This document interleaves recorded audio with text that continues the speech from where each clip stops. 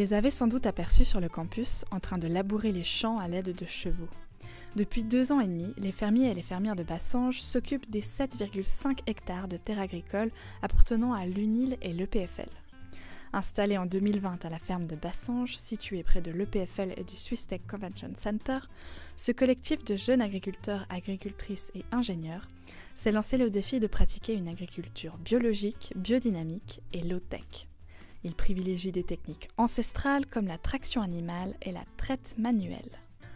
Comment se portent leurs projets après ces premières années d'expérience?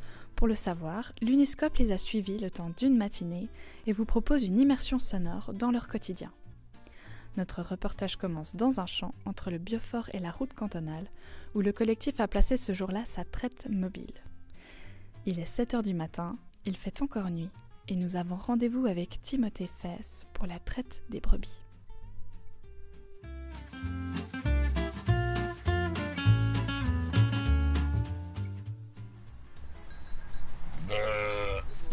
Bonjour.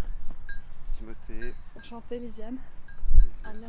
Présente Souria, Jella, Calendula, Maïmouna, Ghibli, Framboise, Libellule, Siloé, Louve. Il y en a combien en tout? Maintenant, fin de saison, on a 13 à la traite.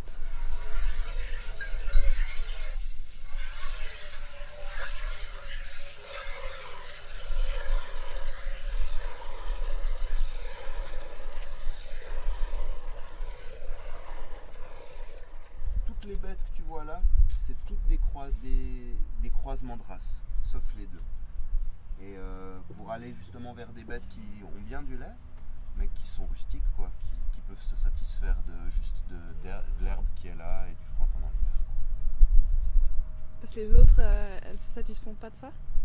Non, typiquement les frisones de l'Est, faut les pousser, quoi. Dès que l'herbe elle perd, comme à cette saison, où l'herbe en fait elle perd en nutriments, quoi, et il faut les pousser, ouais, avec des compléments, quoi.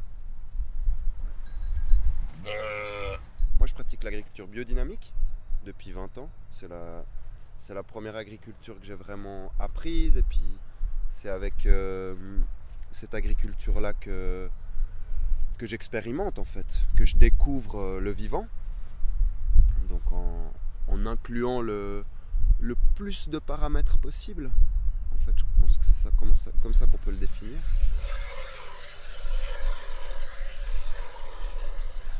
Est-ce que tu peux me décrire ce que tu fais? Alors là, je trais. C'est un geste, un des premiers gestes qui est apparu dans la rencontre entre l'homme et l'animal. Je fais ce que l'agneau ne fait plus depuis plusieurs mois. Puis vu que lui-là que je suis en train de traire, c'est une très bonne brebis laitière, elle a encore du lait depuis 8 mois maintenant qu'elle a eu son agneau. Et puis donc je presse assez délicatement ces trayons pour sortir le lait qui est dans ses mamelles. Voilà. À peu près 2 petits fromages frais. Ça va, Anna? Comme Anna là qui apprend à traire, je passe derrière elle parce qu'il faut bien les masser à la fin, comme je suis en train de faire là avec Fabuleuse, pour faire descendre le lait qu'elle cache tout en haut de leur mamelle. On voit souvent les agneaux quand ils têtent, ils donnent des coups assez forts avec leur tête là, contre les mamelles, c'est pour faire descendre ce dernier lait justement. Et si tu fais pas ça, en fait elles vont diminuer le lait assez vite, quoi. Ah ma belle, oh, t'es gentille. Le lait il est beaucoup moins abîmé en traite à la main, vu qu'il passe pas du tout par des petits tuyaux ou de la pression et tout ça. Il y a le lien à l'animal aussi qui est tellement important. Et puis les frais de production, tu vois, là nos seuls outils c'est des casseroles en inox qui, si on les soigne bien, elles vont durer plus longtemps que nous, quoi. Donc t'as vu le quai de traite, hein, c'est des bouts de planche. La seule chose qui a coûté de l'argent là-dessus c'est la bâche.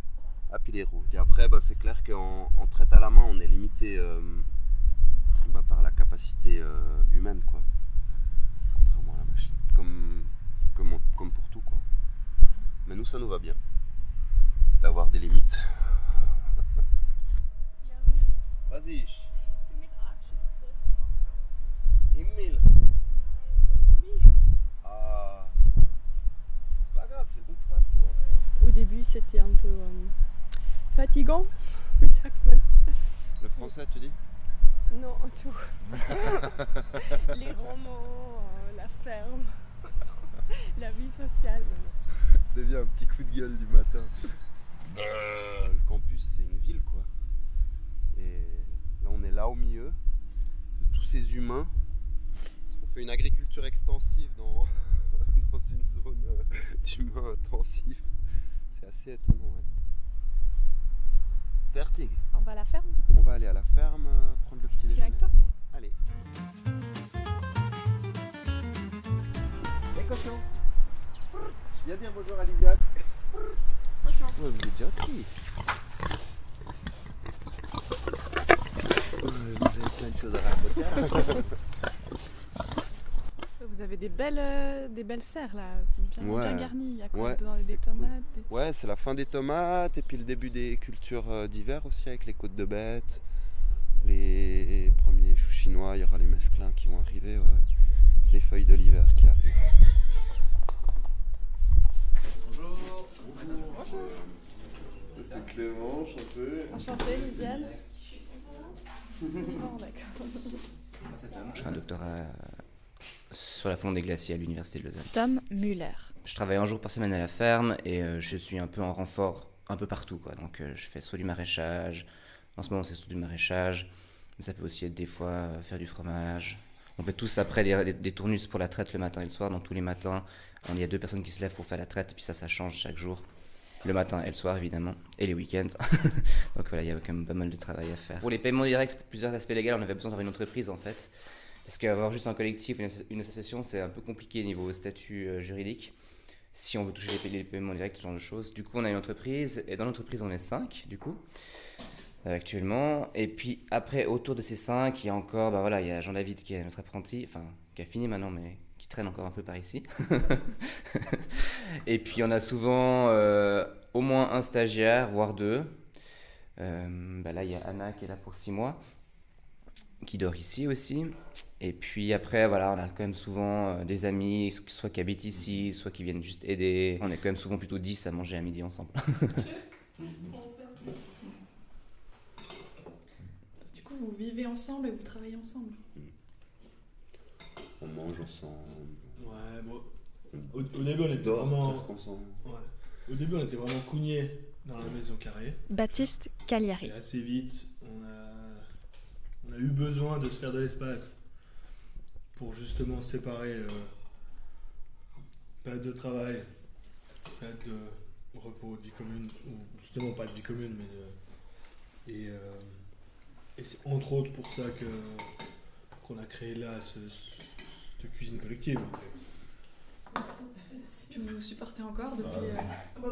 c'est quoi, 3 ans là? On y travaille en tout cas, ouais. Il y a des petits accrochages. Bah ouais, c'est clair. Il y a des hauts et des bas, mais c'est intéressant. Enfin, j'ai l'impression que dans ces projets collectifs, quel que soit le domaine, c'est l'humain qu'il faut soigner le plus, quoi. La relation. Oui, c'est faisable. Économiquement, temporellement, on peut sortir des salaires, on peut rentrer dans nos frais. Et parce qu'on n'a aucun investissement de ce côté-là, à part des bouts de ferraille puis des baguettes de soudure, dans l'absolu, tu vois. Et ça se fait, quoi. Ça demande plus de temps, c'est sûr, plus d'engagement, mais... La technologie est très liée au capitalisme et le capitalisme induit cette croissance infinie dans un monde fini, et on se rend compte maintenant qu'il faut changer quelque chose au niveau système, et ça passe par, en tout cas, du côté technologique, un retour vers une technique simple, du low-tech. On sort un peu de certaines inventions ou innovations qui sont finalement juste une fuite en avant de désir immodéré pour citer Spinoza, quoi.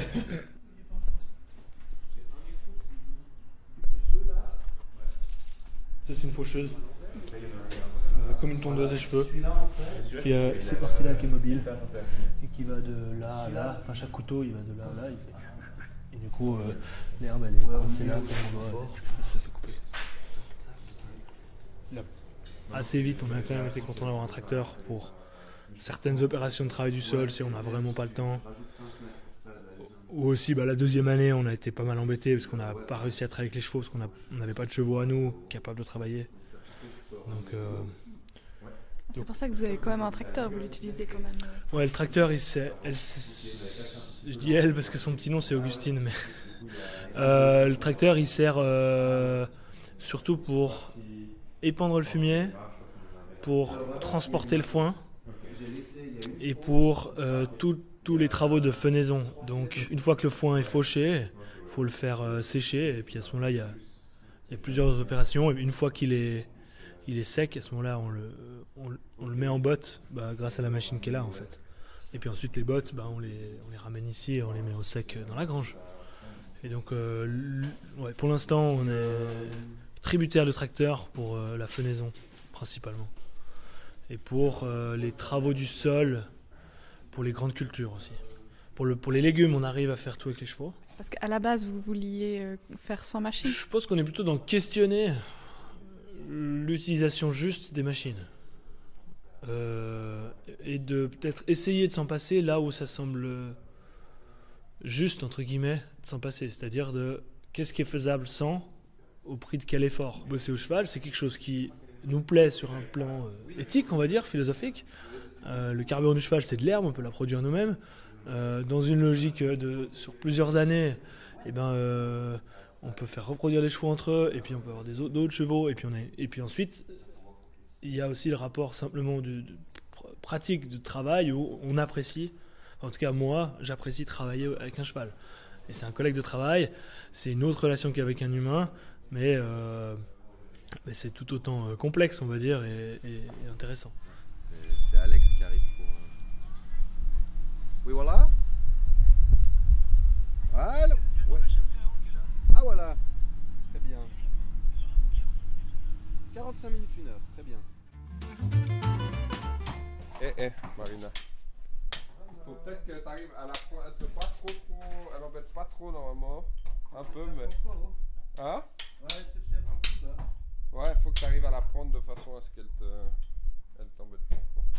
Alexandre Vallet, employé par la ferme. Je m'occupe principalement des chevaux et de l'attraction animale. Donne voir son petit. Espoir, il a été ferré il y a 3 semaines. Puis Marina, elle avait besoin de nouveaux fers. Alors on profite ce matin de la ferrer. Marina, elle a un fort caractère. Espoir, c'est le contraire. Espoir, il est plutôt sur la retenue. Et c'est rigolo parce que j'ai rencontré le collectif à travers le prof des maréchaux. Le collectif avait voulu acheter un cheval chez lui, puis il m'a dit « Oh, ils n'y arriveront jamais, c'est une catastrophe, ils ne connaissent pas les chevaux. » Puis j'ai dit « Mais il faut les aider. » Puis du coup, on s'est appelé un peu mutuellement. Ils m'ont appelé, on s'est appelé. Au début, je suis venu juste faire les chevaux, les pieds de Greta et puis Janet. Et puis après, j'ai proposé de venir travailler parce que j'aimais bien ce qu'ils faisaient. Puis l'année d'après, on a commencé à 60%. Je crois qu'avec l'attraction animale, il y a un truc qui est un petit peu... du domaine de l'addiction. C'est qu'autant quand ça se passe mal, c'est le pire des trucs qu'on peut faire sur Terre. On se demande pourquoi on a eu un jour l'idée d'acheter un cheval. Et quand ça se passe bien, ça dégage une telle endorphine ou une sérotonine tellement intense qu'on a envie de revenir la prochaine fois. Je crois que c'est ça qui pousse un peu à continuer l'attraction animale. C'est quand tout s'aligne et que tout va bien. Voilà, tu peux y aller quand même un bout. Pas trop à partir de là. J'avais un espèce d'idéal de revenir à quelque chose de plus modéré, d'essayer de dire oui, c'est possible, on va y arriver, on y arrive, et puis j'aimerais que ça stimule. Et puis je me rends compte que j'ai eu des moments vraiment de down où je me disais mais ça sert à rien, on va dans le mur, quoi.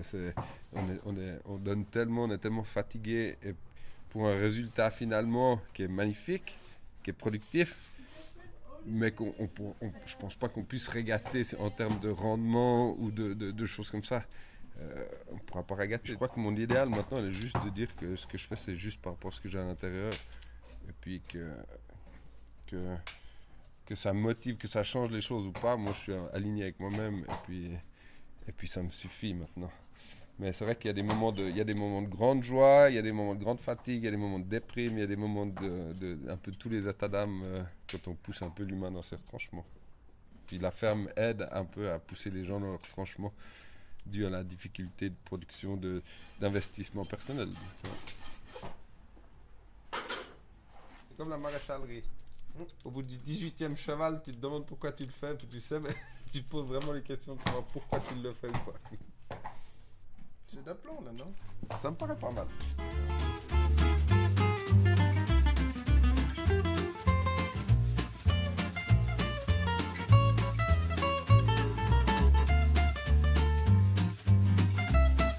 Alors qu'Alexandre Vallet termine de ferrer ses chevaux, nous trouvons Timothée Fess à la fromagerie. J'ose entrer ou... Oui, bien seulement. Il y a une bonne odeur de fromage. Ouais, là c'est une fabrication qu'on a faite hier, qui est en train de se terminer, puis qui après ira se faire affiner quelques semaines. Là je les retourne une dernière fois avant le salage. Comme en italien, formaggio, ça vient de la forme en fait, tout simplement. C'est donner forme à ce lait caillé. Donc je les retourne dans ce qui dans beaucoup de langues s'appelle la forme. En français ça s'appelle un moule.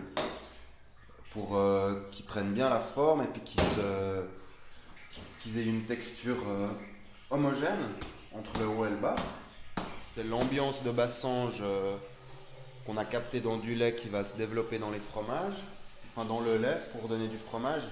Puis à un certain moment avec le sel, on va arrêter ce développement bactérien pour justement stabiliser le produit. Voilà. Ça c'est la cuve. Faire les pâtes dures. Puis le lait que tu as récolté ce matin, Là il est au frais. Il est au frais. Lui il deviendra pâte dure. Ok. Ouais. Et donc il fera du fromage l'année prochaine, c'est ça? Ça fera du fromage fin d'hiver, ouais. Fin d'hiver. Du fromage prêt à manger. Faut qu'il y ait de l'air qui bouge ou pas? Ouais, c'est bien. On n'a pas un truc qui peut être ajouré et un peu séparé physiquement quoi. Là on prépare juste des choux qui sont vendus au café de Chavannes. Et du coup on les fait juste jolis. On a beaucoup. On a sorti 700 kilos presque le jour. On fait de la choucroute de môme. Ouais, du coup là on est mi-octobre. Non, début octobre, ils étaient prêts il y a déjà une semaine à peu près. Il y a tout qui est Le chou c'est à peu près 3 mois. Autant, ouais, il y a vraiment tout qui est de l'avance. Ça. Quel carrière on prend? Là on peut le poser là.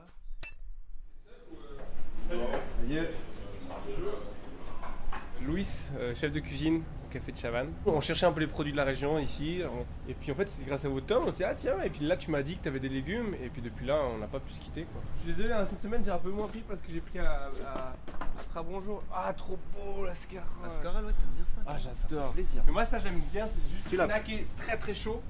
2 ouais. secondes. Avec un tout petit peu de, je sais pas, une crème d'amande. C'est plus style la polenta blanche. Bon appétit. Merci, bon appétit. C'est quoi? Bonne journée. Ciao. Merci.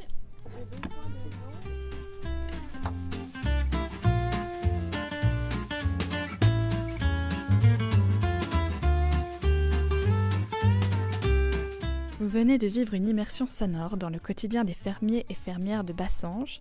Merci à eux de nous avoir accueillis le temps d'une matinée et merci à vous pour votre écoute. À bientôt!